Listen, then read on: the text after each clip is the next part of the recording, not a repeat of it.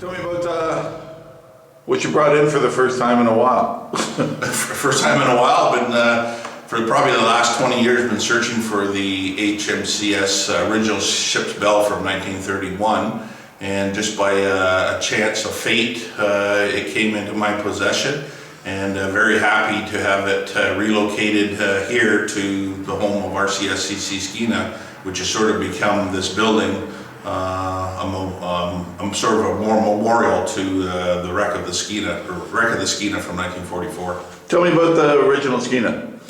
She was the second ship to be built actually for Canada, the Royal Canadian Navy, in 1931. It served as escort duty during the Battle of the Atlantic, with this year is the 75th anniversary of the Battle of Atlantic.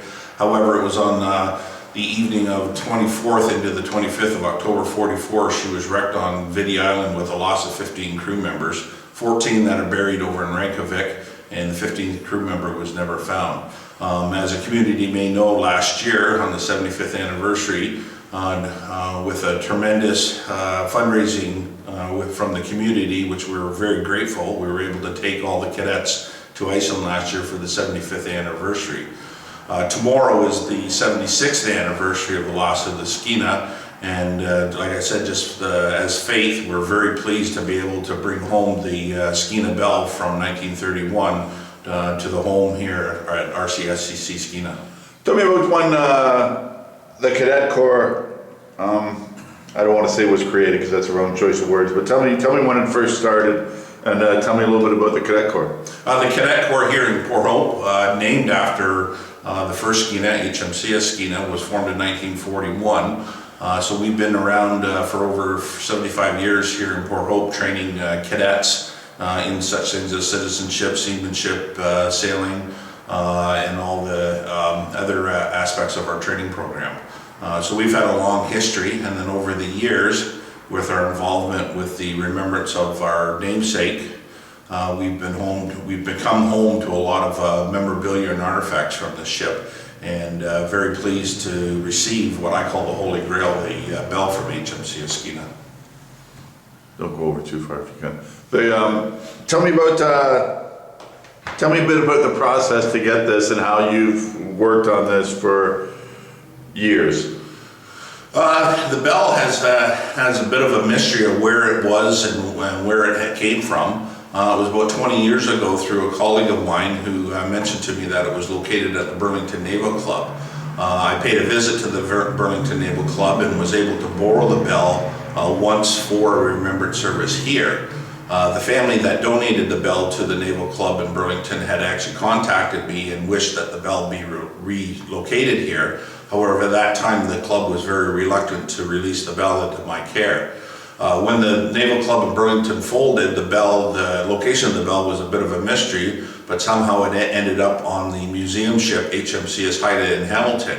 The Friends of Haida, the volunteer group that operates the ship, was very friendly and receptive to the idea that I could borrow the bell for any remembrance service, and of course if any family members of the survivors, if in the event it was wished to be for any type of celebration of life, I could use the bell. And that was, I'm indebted to the Friends of Haida for allowing me that privilege.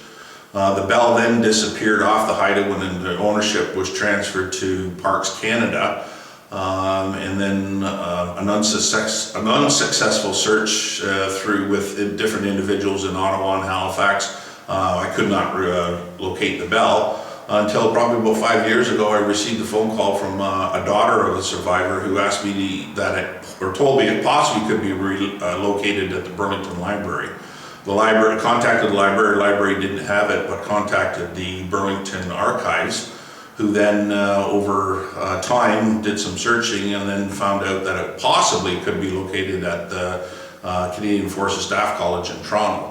I contacted them. They did find the bell in storage, and over the last few years, with the communication going back and forth, the one senior officer there has decided that the bell would be better fitted here, displayed proudly here at the Skeena building, along with the other artifacts in memory of the ship and in memory of the 15 crew members. When did you pick it up?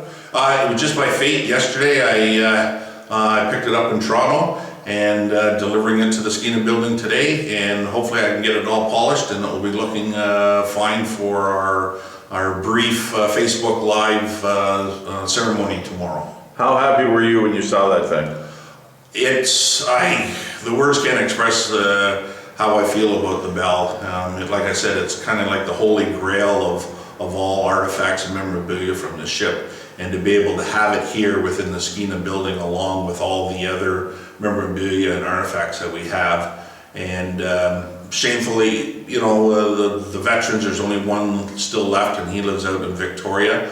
But just knowing that many of the Skeena survivors and veterans have passed through these doors into this building, have generously donated their artifacts and memorabilia that they saved off the ship, and now I'm proud to be able to add the bell to what I call their collection of Skeena memorabilia.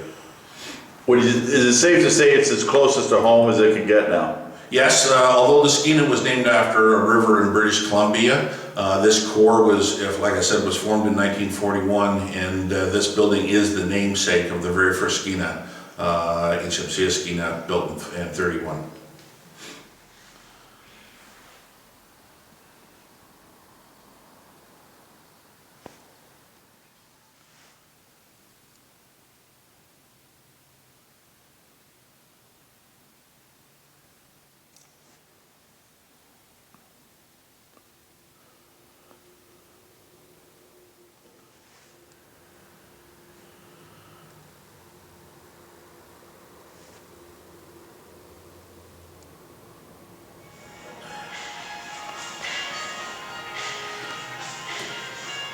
When I've seen other bells like this, and when we have remnants of the brass or the grooves, it bothers me, so I better not leave some in there for myself.